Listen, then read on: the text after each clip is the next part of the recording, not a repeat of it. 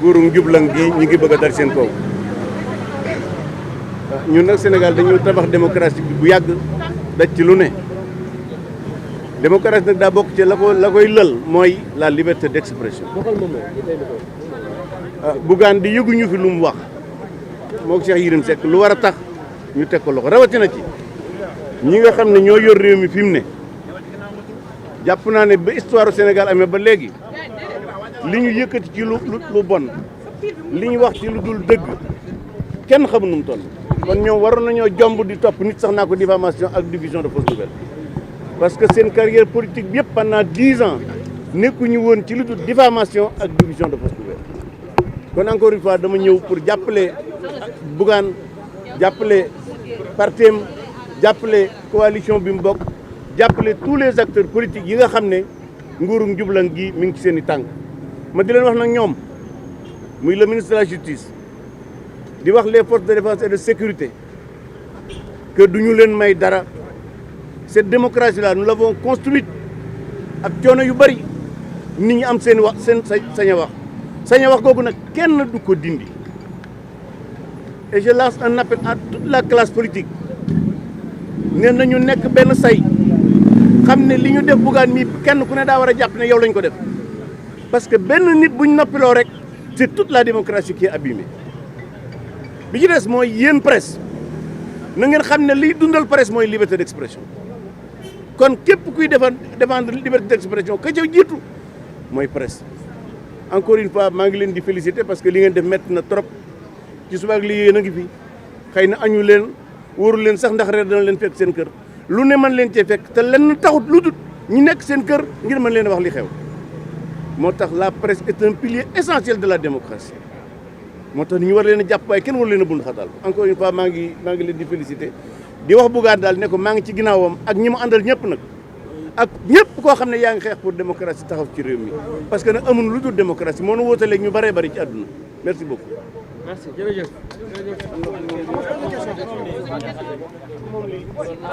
moom lii.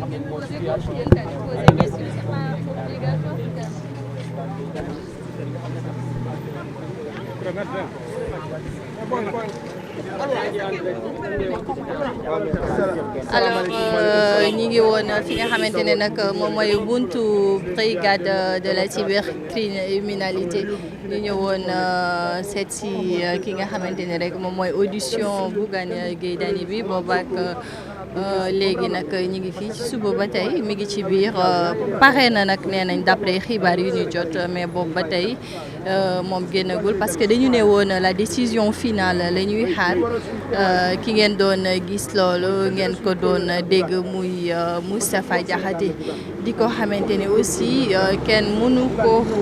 wala kenn mënutul wax politique Sénégal te doo ko tudd. Joni moo ko moomoon bi mu yàqoo bu ko neexoon mënoon na daw dem Amérique mais def ko mais daa toog di liggéey Sénégal Bougane dëgg rek ko ñor kon li muy wax am na droit pour wax ko di wax ne même bu dee benn jour bu rafet Bougane ak Ousmane Sonko toog nañ ko même bu dee benn jour bu rafet Bougane ak Bassirou Diomaye Faye àndoon nañ ko kon nañ bàyyi réew mi xel nañ bàyyi ñun ñi xel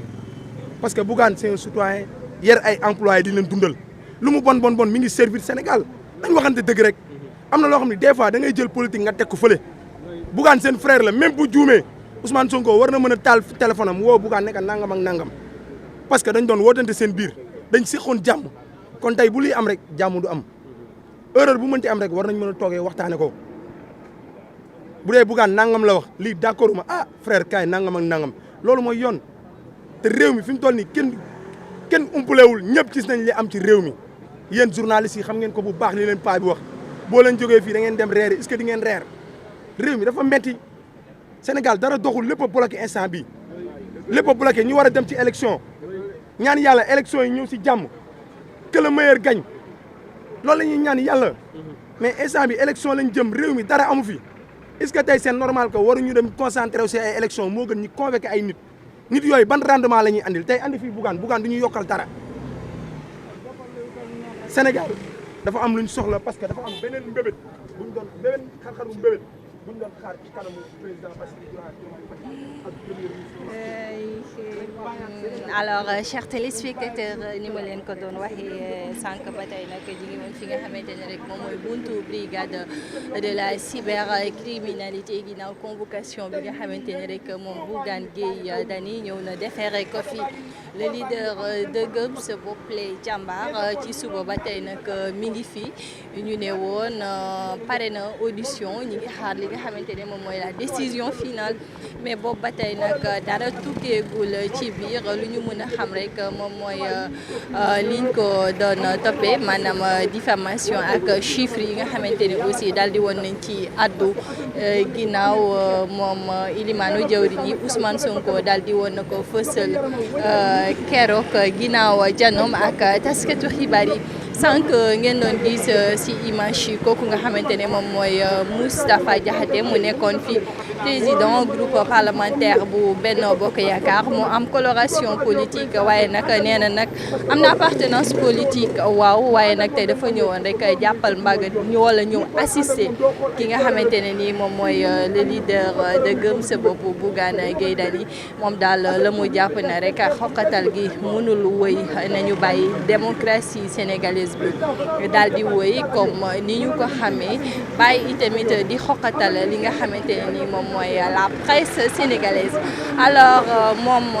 Moustapha Diakhaté il n'était pas le seul waaye gis ngeen itamit ki nga xamante ne dañ ko doon woowee Gaynde Macky Sall ndax moom itamit ku sësoon lool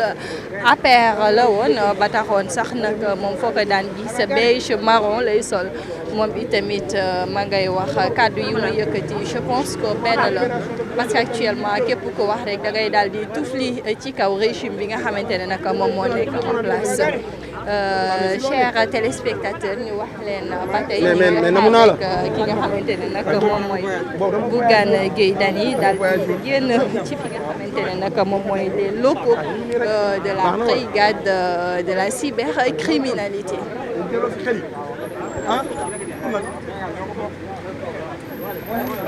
gaa yi ñuy xar beneen xar-xaru kanam bu dul bii. kanu lëm gis na ko man li may posé question mooy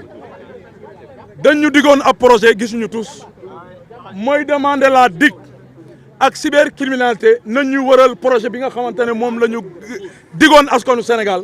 moo gën li ñuy def bu ñu jàppee ne mun nañu intimider nit ñi wala ñu xoqatal nit ñi bu yeboon nañu yokku kaso yi xam ne ñun ñëpp danañu yóbbu prison lii Ousmane Sonko lu ne wax na ko magistrat yi lu ne wax na ko police lu ne wax na ko gendarmerie lu ne wax na ko les institutions du Sénégal am na intimidation yoo xam ne nag ça ne passera pas et nous ferons face du ñu woote nag mortal combat du ñu taal dëkk bi waaye lu ñu yoon may incha allah rabi danañ ko teg.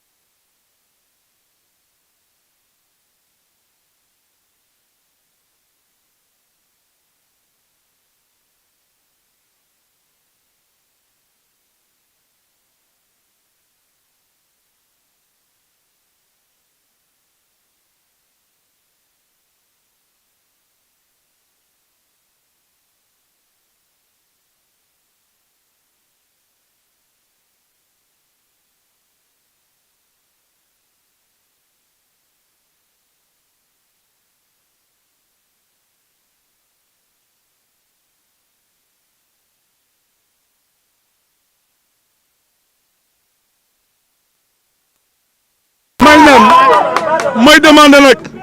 magistrat yi nga xamante ne xam naa leen xam naa seen ngor xam naa seen dëggu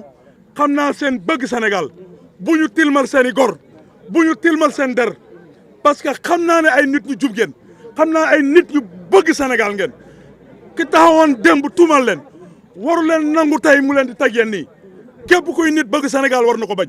réew mi nag Ousmane Sonko moomu ko réew mi du titre foncier papa du sa titre foncier yaay da nga koo bokkal askanu Sénégal te boo jàppee ne lii ngay def da nga noot askan bi barki Cheikhul Karim di nga dox sa bopp te xam nga ne le 17 novembre si kàttanu yàlla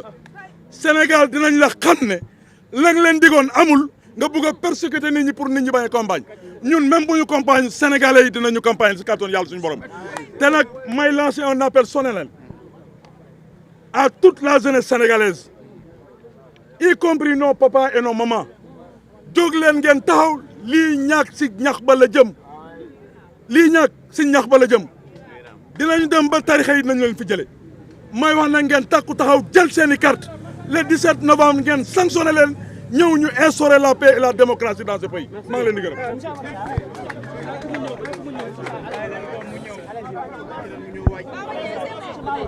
Europe des libéraux et des démocrates pour apporter un soutien fraternel à toutes ces personnes qui sont persécutées parce que simplement elles ont exprimé leur opinion sur la marche du pays. Les libéraux et les démocrates qui pendant 40 ans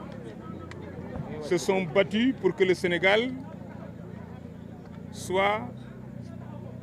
ce pays respecté à travers le monde pour sa stabilité, pour la démocratie qui est une réalité, pour une pratique électorale affirmée, pour le respect des libertés. Ces libéraux-là et ces démocrates-là pensent aujourd'hui que notre pays souffre. Il souffre parce que des populistes à la tête desquels il y a un nommé Ousmane Sonko sont arrivés au pouvoir par la manipulation des masses, par la propagande, et sont en train de bafouer et de mettre le coude, j'allais dire le genou, sur tous les acquis démocratiques, sur les droits et libertés que le président Abdoulaye Wade et ses compagnons se sont évertués à arracher à la suite de longues luttes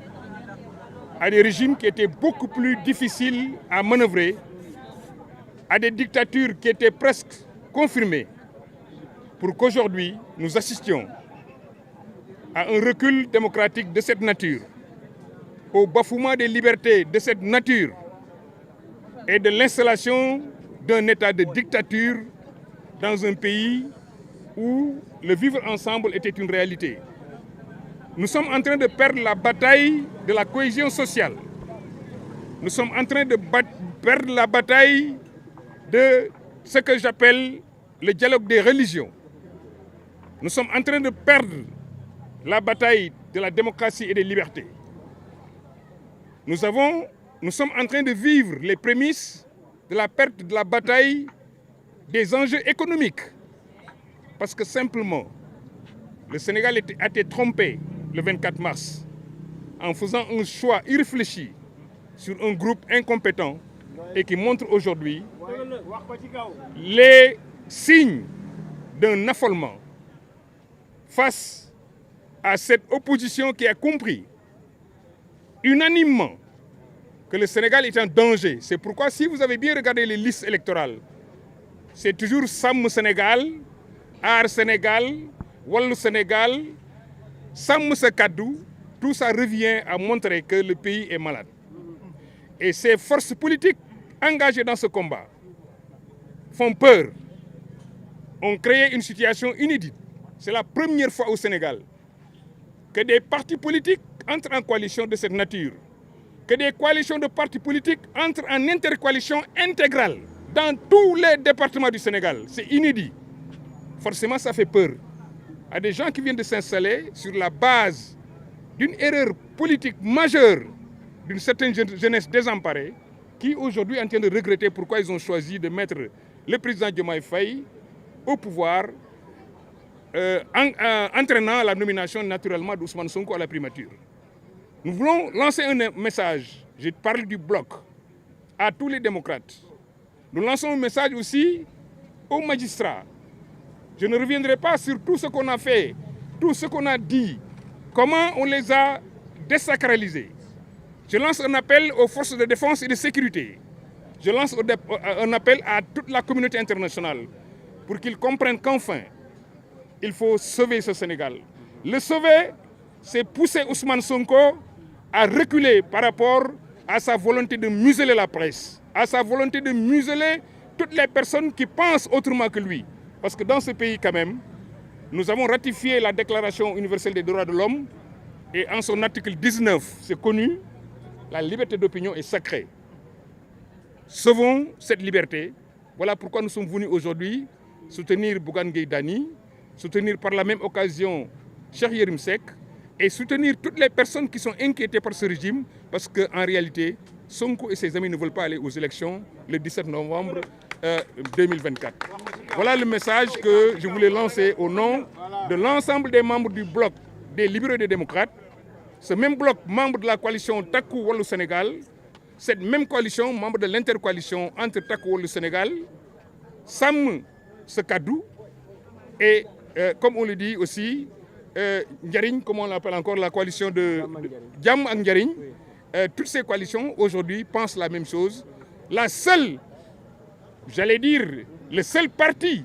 ou le seul groupe de Sénégalais qui aujourd'hui est en face du Sénégal, c'est Pastef. Nous pensons qu'ils auront le courage de nous affronter le 17 novembre et Inch'Allah. Quels que soient par ailleurs les comportements de l'administration qui est aux ordres, ils seront battus et c'est évident. Parce que ceux qui sont investis, même en prison, vont jouer leur rôle parce que les populations sénégalaises ont compris en réalité que le changement est à notre portée pour que nous ayons des institutions équilibrées, pour que, comme le disait Ousmane Sonko, aucun pouvoir, aucun président ne devrait avoir une mainmise sur une Assemblée nationale. J'espère qu'il saura comprendre que les Sénégalais ont su son message, ils l'ont bien reçu et ils vont l'appliquer le 17 novembre, Inch'Allah. Merci beaucoup. Merci beaucoup. boobu ba tey nag ñu nekkoon fi nga xamante ne rek moom mooy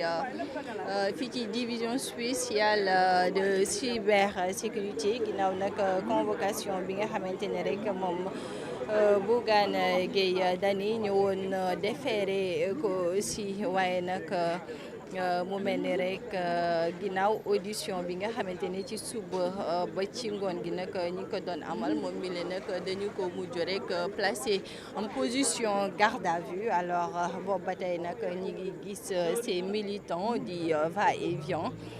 mais aussi ñu gis des leaders politiques yoo xamante ne nag ñëw nañ doon ñëw apporter leur soutien à l'endroit du leader de Gëm Sa Bopp di Bougane Gueye Dany alors ba tey nag ñi ngi doon xamle ne moom mili di Bougane Gueye Dany dafa am rek loo xamante ne nii tey moom lañ koy toppee wala sax moom moo waraloon audition boobile bokk na ci li ñuy wax des accusations yoo xamante ne moom mili daal dina koy def waaye tamit bokk na ci li di wala li gën a fës muy diffamation maanaam mu daal di yëkkati ay kàddu yoo xamante ne nag méngoowul ak li am mu daal di koy teg ci ndoddal ñenn ñi nga xamante ne ñoom ñoo daal di rek ngànk nguur gi bokk na ci moom ilimaanu jawriñ yi di Ousmane Sonko waaye itamit li nga xamante ne moom mooy injure tamit bokk na tey ci liñ koy toppee boobee ba tey nag ñi ngi xaar ces avocats ñu génn ngir rek ñu mën ci yàbbi waaye fi mu toll nii gisaguñu ci kenn ñi fi gis mooy ces leaders politiques ñu ràññee woon ci ki nga xamante ne nag moom mooy Mamadou Massaly moom nag sànq yéen a ngi koy gis ci image yi li mu wax aussi foog naa ne ñëpp déggandoo nañ ko ndax dafa jël lépp rek daal di koy teg ci ndoddal Ousmane Sonko naan amul kenn koo xamante ne tey war na mën a xoqatal nit ñi wala muy def loo xamante ne rek dañ ko fi doon def ci nguur gu njëkk ga mu mel ni nag tey jile ñoom nee nañ pare nañ ngir jano ak Bassirou Diomaye Faye wala Ousmane Sonko mi nga xamante ne nag tey lépp luy ji njàkk fii ci Sénégal rek jàpp nañ ne moom mooy njàkk. Gis nañ également un ancien ministre boo xamante ni tamit àdduna moom itamit kàddu gi benn la parce que booy seet li ñuy wax ne rek moom mooy kii di Ousmane Sonko dafa bëgg exercer une force sur ses opposants te ñoom itamit jàpp nañ ne loolee duñ ko nangu benn yoon li mu mujjee wax nag moom mooy kii di Ousmane Sonko wala sax parti Pastef bi parewul pour dem si élection législative yi mu mel ni nag bu ñuy waxee lii rek ñeneen ñi aussi dañuy wax rek leneen la ca des. mooy buntu division spéciale de cybercriminalité ginnaaw bi ñu ne moom Bougane Gueye Dany dañ ko placé en position garde à vue gis nañ également militants yi daal di occuper li nga xamante ne rek moom mooy tali bi maanaam buntu police bi nga xamante ne nag foofu la nekk mel ne na nag dañu wax na rek dañu bëgg franchir foofu wala sax ñu gis benn oto boo xamante ne rek ñu ngi koy topp nii di yuuxoo di daw mais je pense que ni tout va revenir à la normale parce que aussi les policiers ils étaient devant le portail. Alors ba tey nag ci audition bi nga xamante ne ñu ngi ko fi doon def suba ba tey mën nañ wax que ni nag mbir mi jeex na tàkk ñi ngi seen noonu l'avocat de Bougane Gueye Dany maanaam moom mi nga xamante ne nii moom mooy maître El Hadj Diouf. Alors du ñàkk nag mu ñëw moom itamit daal di def benn déclaration.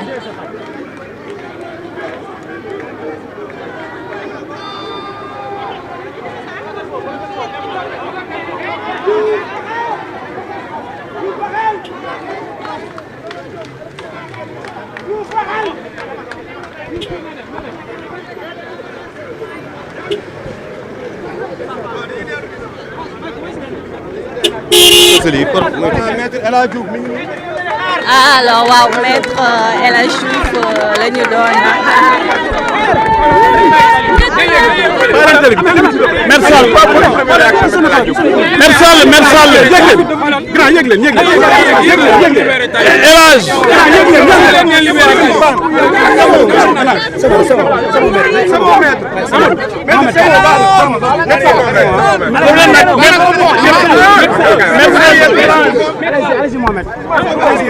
dégg nga leen maître Sall mooy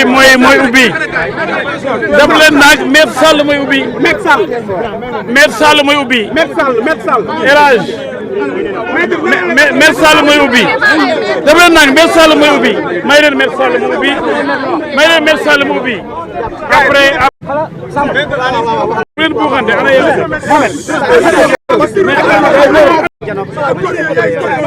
s'il vous plaît la presse laajte leen biir ngeen en arrière te ngeen dem dans 5 4 3 2 1 0. Voilà, nous venons d'assister à un événement qui fait, j'allais dire, peur. Qui fait peur parce que c'est une violence extrême de la part d'un État qui a perdu ses repères. Bougane Gueye a été entendu longuement et largement. Sur toutes les questions sur lesquelles il a été entendu, il a apporté des réponses claires, précises et fermes. Les questions, pour l'essentiel, tournaient autour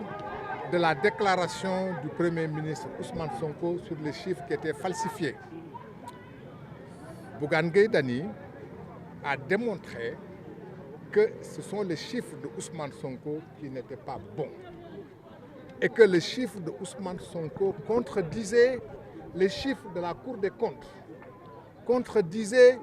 la déclaration du représentant résident du Fonds monétaire et que tous les chiffres qui ont été publiés par le gouvernement précédent sont des chiffres qui sont produits par ses propres collaborateurs. aujourd'hui directeur de cabinet, aujourd'hui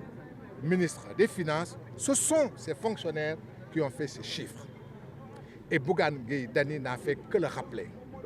Et c'est pour cette raison, et seulement pour cette raison, qu'il a été interrogé. Et ce sont les seules réponses qu'il a apportées. Et le faisant, il l'a fait avec beaucoup de clarté. Et puisqu'il a tout fait avec beaucoup de clarté, l'arrêter aujourd'hui, l'interpeller, le garder à vue, c'est l'expression d'une violence ultime d'État. J'allais dire, comme il l'a dit lui-même, c'est la peur du président Sonko de regarder ses adversaires les yeux dans les yeux, de les regarder en face et de les affronter loyalement, dignement. Bougane Gueye l'a dit, il le répète, il dit que le président Sonko manque de courage pour pouvoir l'affronter et utilise aujourd'hui les rouages de l'État qui est devenu un État policier, un État autoritaire qui ne respecte rien, ni sa vertu, ni sa signature, ni sa parole. Nous avons donc affaire à une violence d'État. Bougane Gueye Dany n'a rien fait. Il ne mérite pas d'avoir été entendu. Il ne mérite pas d'être gardé. Il ne mérite qu'une seule chose, recouvrer sa liberté, aller aux élections législatives et espérer battre le tandem Sonko et ses acolytes. Voilà ce qu'on pouvait dire en français. Alors, là également, c'est totalement bizarre. Il a été interrogé sur la diffamation et sur beaucoup d'autres choses, mais en dernière analyse, on lui reproche une diffusion de fausses nouvelles. Et on ne sait pas quelle est la nouvelle fausse qui a été diffusée. Parce que de tout ce que Bougane Gueye Dany a dit, il n'y a absolument aucune fausse nouvelle. On était là, on a entendu les questions, on les a écoutées, entendues, on a entendu ses réponses. De ces réponses, il ne résulte absolument aucun indice d'une quelconque diffusion de fausses nouvelles. Mais bon, un État qui est devenu un État policier, qui ne respecte ni la démocratie, ni les droits de l'homme, ni rien du tout, peut inventer demain n'importe quoi. J'allais dire, nous sommes tous aujourd'hui en liberté provisoire. Et pour l'injure? Non, ça n'a pas été retenu. waaw ci olof ci lu gàtt li fi xew tey ñaawteef mënu ko weesu. Premier ministre Ousmane Sonko ba muy wax d'ailleurs li Bougane wax kenn xamul ndegam premier ministre moo wax wala ndegam politicien moo wax ndax premier ministre Sénégal taxaw Sénégal gépp di ko dégg amul sañ-sañ taxaw ne président Macky Sall dafa fen. Ousmane Sonko moo taxaw Sénégal gépp di ko dégg mu ne Macky Sall dafa fen kon ba muy wax premier ministre mënul wax loolu. Bougane ñëw taxaw weddi ko ne ko d'abord ormaaluloo Sénégal parce que ku ormaal Sénégal di nga ormaal kilifa yi jiite Sénégal kilifa bi mujj jiite Sénégal mu di président Macky Sall. Macky Sall moom moo jiite dëkk bi fukki at ak ñaar respecté ko mooy nga ormaal ko ñàkk ko ormaal mooy nga taxaw ñu lay dégg nga ni Macky Sall dafay fen loolu la Bougane ne loolu dañ koy naqarlu benn. ba pare moom ci boppam mu ne Macky Sall lépp lu mu waxoon ci li nga xam moom la lim bu ñu xaymaa fu koom-koomu réew mi toll ñu lim ko mu ne lim boobu ay kàcc la. Bougane Gueye ne ko mënul nekk ay kàcc ndax lim boobu ak xayma bi ñi ko def moo ñu ànd ak yow. ce ministre des finances Cheikh Diba moo àndoon démb ak ministre Moustapha Ba. ce directeur de cabinet moo nekkoon démb directeur banque centrale. ce fonctionnaire yi nga àndal yëpp lim bi ñu génne ñoom ñoo ko génnee te loolu ñu xayma wax ko Cour des comptes daf ko dëggal kon la nga wax loolu nekkul Bougane loolu rek la wax. la nga xam ne bi moom la Ousmane Sonko wax ne lii mooy xayma réew mi Bougane Gueye Dany nee na lu Cour des comptes wax bokkul te ñi ko bind mooy ñi ànd ak moom kon wax ji fu mu dëngee nañ ko xoolaat loolu da la wax. loolu nag la ñu wax ne ay xibaar la yoo xam ne bi day indi tuuma ci réew mi day indi musiba ci réew mi mu ne leen moom Bougane Gueye Dany mu ne xibaar yooyu du maa ko joxe Ousmane Sonko moo joxe xibaar yoo xam ne yu wuute ak xibaar yi nga xam ne bi ñi mu àndal ñoo ko joxe Ousmane Sonko moo génnee xibaar yoo xam dafa wuute ak xibaar yi nga xam ne bi Cour des comptes moo ko génnee kon li mu génnee li moom ci boppam ba muy def stratégie nationale de développement lim fa lim lépp xayma yu mu fa génnee yëpp mooy xayma yi nga xam ne bi moom la Macky Sall wax te ci loolu la jël la défendu pour génne stratégie nationale de développement mu ne ko nag Bougane ne ko nag da ñuy wax nag ndegam li nga bind ci stratégie nationale de développement mooy dëgg wala li nga wax léegi ci sa conférence de presse mooy wax dëgg ñu ne ko wax doo ko fi waxati soo ko fi waxee ñu jàpp la tëj la loolu day wane ne nguur gu jaaxle la nguur goo xam ne bi li muy def laluwul ci dëgg ndax su lalu woon ci dëgg du demee noonu ndax ki fi taxaw ne Macky Sall da ngay fen kooku moo atte boppam kooku mënatul wax loo xam ne ci réew mi war nañ ko mën a gëm ndax gëmul boppam gëmul réew mi loolu da la Bougane ngay wax loolu lañ koy toppee voilà merci. defe naa ni wax ji frenkulaayu na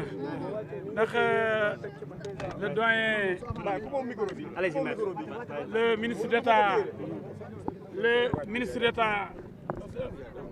El Hadji Amadou Sall ancien garde des Sceaux ancien ministre d'État ministre de la justice bu waxee droit lay wax ci li mu wax daf koo xam dafa leer nañ tey nag dañu am jaaxle ndax suba ba ngoon jot lu ñu laaj bu Bougane tontu na ci tontu bu gën a leer bu wane ni lii ay caaxaan la ñu ne ko da ngaa diffamé da ngaa saaga mu ne leen fu ma diffamé kan laa sosal kan laa yàq deram kan laa saaga mënuñu ko woon mënuñ ko ni da ngaa saaga kii mënuñ ko ni da nga yàq deru kii ndax li mu wax yëpp da ko teg ci xam-xam ak ci yoon ci fin bi biñ ne boobu dégg ne sax ñu dañ ko garde à vue te ñun fañ toog loolu amagu fa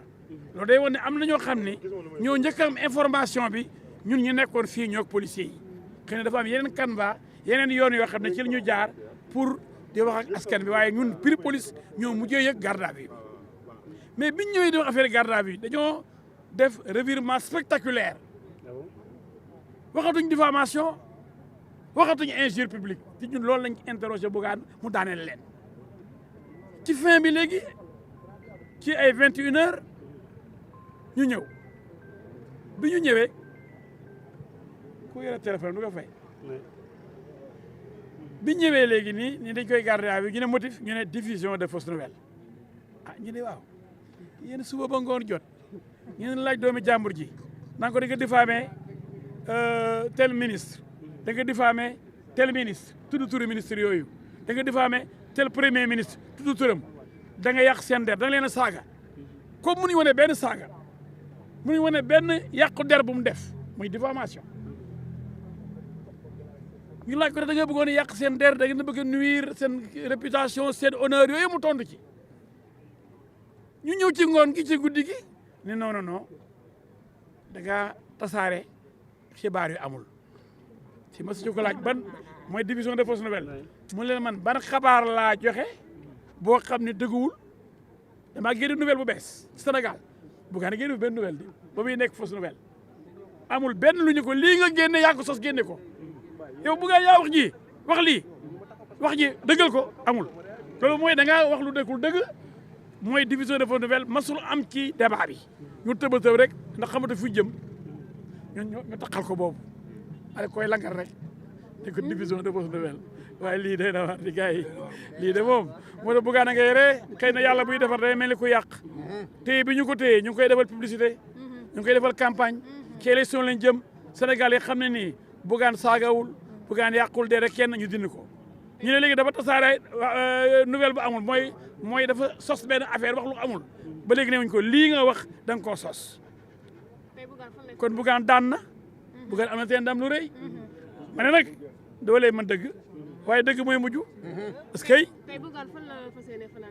fañ ko téye rek fu dekk loxo buur a teg loxoom ci moom xam nga doole moom mën dëgg li ma wax rek doole ko téye waaye dëgg mooy mujj waaye xanaa gars yi fàttewu leen leen waaye ñu wee woon corps prison ti waree palais présidentiel nag pare naa ci